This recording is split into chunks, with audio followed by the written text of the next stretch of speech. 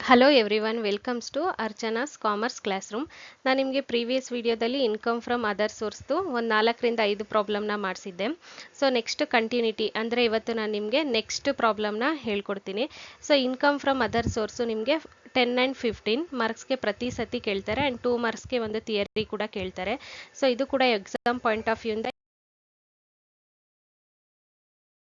Important problem. So problem ನೋಡೋಣ. So mister Raju an a Indian resident submits the following particulars. Compute his income from other source for the assessment year 2025 and 26. So Raju ಅನ್ನೋರು Indian resident. So ಅವ್ರದ್ದು income from other ಸೋರ್ಸ್ನ ನಾವಿಲ್ಲಿ calculate ಮಾಡೋಣ. So ನಿಮಗೆ 15 marks ಕೇಳಿದ್ರೆ ಈ ಥರ ಕೇಳ್ತಾರೆ. ಸೊ ಫಸ್ಟ್ ಒನ್ ಎಂಟ್ರಿ ನೋಡಿ. Royalty received from the text book ₹70,000. ಈ claims the following deduction. So ಅವ್ರು ಏನು ಮಾಡ್ತಿದ್ದಾರೆ, 70,000 ರುಪೀಸ್ಗೆ ರಾಯಲಿಟಿನ ರಿಸೀವ್ ಮಾಡಿದ್ದಾರೆ. ಸೊ ಜೊತೆಗೆ ಕೆಲವೊಂದು ಡಿಡಕ್ಷನ್ನು ಕೂಡ ಆ 70,000 ಪೇ ಮಾಡ್ತಿದ್ದಾರಂತೆ. ಸೊ ಯಾವುದು ಡಿಡಕ್ಷನ್ ಅಂತ ನೋಡೋಣ. So first one book worth ₹2,000 ಅಂದರೆ 70,000 2,000 ಅಷ್ಟು ಬುಕ್ನ ಪರ್ಚೇಸ್ ಮಾಡಿದ್ದಾರೆ. ಅಂದರೆ 70,000 2,000 ರುಪೀಸ್ನ ಬುಕ್ಗೆ ಅಂತ ಅಂದ್ಬಿಟ್ಟು ಡಿಡಕ್ಟ್ ಮಾಡ್ಕೊಂಡಿದ್ದಾರಂತೆ. So second one telephone expenses 600, then clerk salary 9,600. So ಇದು first one entry.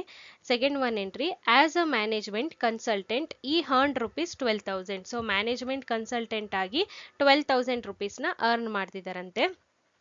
Remuneration from the articles in magazines. So magazines ಇಂದ ರೆಮ್ಯೂನರೇಷನ್ ಬರ್ತಾ ಇದೆ 8,000.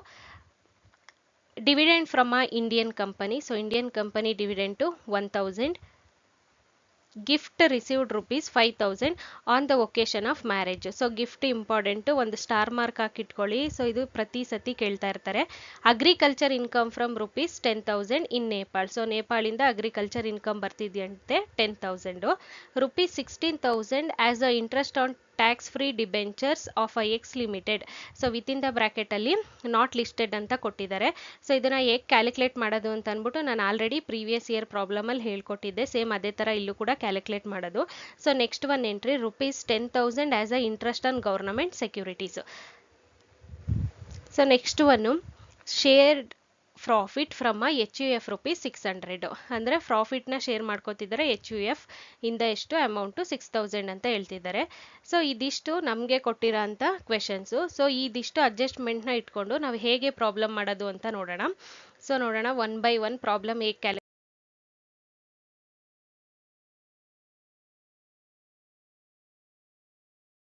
ಕ್ಯಾಲ್ಕುಲೇಟ್ ಮಾಡೋದು ಅಂತ ಅಂದ್ಬಿಟ್ಟು.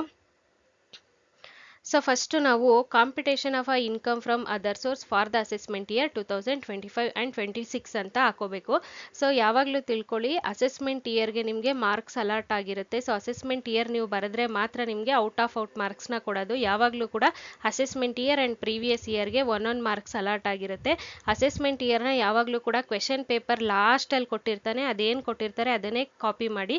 ಸೊ ಈ ಒಂದು ಲೆಕ್ಕಕ್ಕೆ ಅಸೆಸ್ಮೆಂಟ್ ಇಯರ್ 2025 ಆ್ಯಂಡ್ 26 ಇದು ಕಂಪಲ್ಸರಿ ಬರ್ಕೊಳ್ಳೇಬೇಕು. ಕೆಲವೊಂದು ಸತಿ ನೀವು ಹೆಡ್ಡಿಂಗ್ನ ಬರ್ದಿಲ್ಲ ಅಂದರೂ ಕೂಡ ನಿಮಗೆ ವ್ಯಾಲ್ಯೂಯೇಷನ್ ಮಾಡಲ್ಲ, ಅಂದರೆ ಔಟ್ ಆಫ್ ಔಟ್ ಮಾರ್ಕ್ಸ್ನ ಕೊಡೋದಿಲ್ಲ.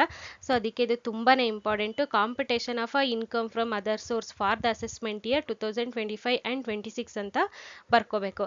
ಸೊ ನೋಡೋಣ ಪ್ರಾಬ್ಲಮ್ ಹೇಗೆ ಮಾಡೋದು ಅಂತ. ಸೊ ನಾವು ಆಲ್ರೆಡಿ ಈಗ ಒಂದ್ಸತಿ ಕ್ವೆಶನ್ನ ಓದ್ಕೊಂಡು ಬಂದಿದ್ದೀವಿ. ಸೊ ಕ್ವೆಶನಲ್ಲಿ ಫಸ್ಟ್ ಒಂದು ಎಂಟ್ರಿ ಏನಂತ ಕೊಟ್ಟಿದ್ರು, royalty received from the text book ಅಂತ ಕೊಟ್ಟಿದ್ರು. ಸೊ ಎಷ್ಟು ಅಮೌಂಟ್ ಕೊಟ್ಟಿದ್ರು, 70,000ನ ಕೊಟ್ಟಿದ್ದಾರೆ. ರಾಯಲಿಟಿ ರಿಸೀವ್ಡ್ ರುಪೀಸ್ ಎಷ್ಟು 70,000 ಅಂತ ಕೊಟ್ಟಿದ್ರಲ್ವ. So same as it is 70,000ನ ಇನ್ನರ್ ಕಾಲಮ್ಗೆ ಹಾಕೊಳ್ಳಿ. ಸೊ 1 by 1 3 ಡಿಡಕ್ಷನ್ ನಮಗೆ ಕೊಟ್ಟಿದ್ರು. ಸೊ ಫಸ್ಟ್ ಒನ್ ಏನು ಮಾಡಿದ್ರು, ಬುಕ್ ಪರ್ಚೇಸ್ ಅಂತ ಹೇಳಿದ್ರು. ಸೊ ಬುಕ್ ಪರ್ಚೇಸ್ ಎಷ್ಟು 2,000. ಸೊ ಅದಕ್ಕೇನೆ 2,000ನ ನಾವು 70,000 ಆದಮೇಲಿಂದ 2,000 ಹಾಕೊಂಡಿದ್ದೀವಿ. So telephone expenses 600, clerk salary 9,600. So ಇದು ಮೂರೂ ಅಮೌಂಟು ಡಿಡಕ್ಷನ್ ಆಗಿರೋದ್ರಿಂದ ನಾವೇನು ಮಾಡಬೇಕು, ರಾಯಲಿಟಿ ಅಮೌಂಟಿಂದ textbook purchase, telephone expenses and clerk salary ಇದು ಮೂರನ್ನು ಕೂಡ ನಾವು ಡಿಡಕ್ಟ್ ಮಾಡಬೇಕು. 70,000 ಮೈನಸ್ 2,000 ಮೈನಸ್ 600 ಮೈನಸ್ 9,600 ಮಾಡಿದಾಗ ನಿಮಗೆ 57,800 ಆನ್ಸರ್ ಬರುತ್ತೆ. ಸೊ ಇದು ನಿಮಗೆ ಫಸ್ಟ್ ಒನ್ ಎಂಟ್ರಿ. ಸೊ ಯಾವಾಗಲೂ ಕೂಡ ಮೇನ್ ಹೆಡ್ಡಿಂಗ್ ಕೊಟ್ಟು ಕೆಳಗಡೆ ಡಿಡಕ್ಷನ್ ಅಂತ ಬಂದಾಗ ಏನೇನು ಡಿಡಕ್ಟ್ ಮಾಡಬೇಕು ಅದನ್ನ ನಾವು ಟೋಟಲ್ ಅಮೌಂಟ್ ಅಂದರೆ ಯಾವ ಒಂದು ಅಮೌಂಟ್ ಕೊಟ್ಟಿರ್ತಾರೆ ಅದರಿಂದ ಅಷ್ಟನ್ನು ಕೂಡ ಡಿಡಕ್ಟ್ ಮಾಡ್ತಾ ಬರಬೇಕು. So second one entry management consultant ಕೊಟ್ಟಿದ್ದಾರೆ ಎಷ್ಟು 12,000 ಡೈರೆಕ್ಟಾಗಿ ಹಾಕೊಳ್ಳಿ. ಇದಕ್ಕೆ ಯಾವುದೇ ಥರ ರಿಲೇಟೆಡ್ ಅಡ್ಜಸ್ಟ್ಮೆಂಟ್ ಕೊಟ್ಟಿಲ್ಲ. Remuneration from the article in magazine. So magazines remuneration ಕೊಟ್ಟಿದ್ದಾರೆ 8,000 ಡೈರೆಕ್ಟಾಗಿ ಹಾಕೊಳ್ಳಿ. Dividend from the Indian company ಕೊಟ್ಟಿದ್ದಾರೆ 1,000. ಡಿವಿಡೆಂಟ್ ಎಷ್ಟು 1,000 ಕೊಟ್ಟಿದ್ದಾರೆ 1,000 ಹಾಕೊಳ್ಳಿ. ಗಿಫ್ಟ್ ರಿಸೀವ್ಡ್ ಕೊಟ್ಟಿದ್ದಾರೆ, ನಾನು ನಿಮಗೆ ಆಲ್ರೆಡಿ ಹೇಳಿದೆ ಮತ್ತು ಪ್ರೀವಿಯಸ್ ವಿಡಿಯೋಸಲ್ಲೂ ನಾನು ಹೇಳಿದ್ದೀನಿ. ಗಿಫ್ಟು ನಿಮಗೆ ಕಂಪಲ್ಸರಿ ಇನ್ಕಮ್ ಫ್ರಮ್ ಅದರ್ ಸೋರ್ಸಲ್ಲಿ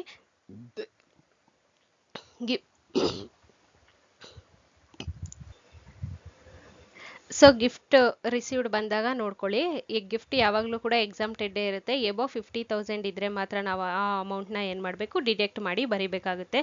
ಸೊ ಆಲ್ಮೋಸ್ಟ್ ಆಲು ನಾನು ಮಾಡಿಸಿರೋ ಎಲ್ಲ ಪ್ರಾಬ್ಲಮಲ್ಲಿ ಮತ್ತು ಪ್ರೀವಿಯಸ್ ಇಯರ್ ಕ್ವಶನ್ ಪೇಪರಲ್ಲೂ ಅಷ್ಟೇ ಗಿಫ್ಟ್ ಎಕ್ಸಾಮ್ಟೆಡ್ಡೇ ಬಂದಿರೋದು. ಸೊ ಎಕ್ಸಾಮ್ಟೆಡ್ ಅಂತಲೇ ಅರ್ಥ ಮಾಡ್ಕೊಂಡಿರಿ.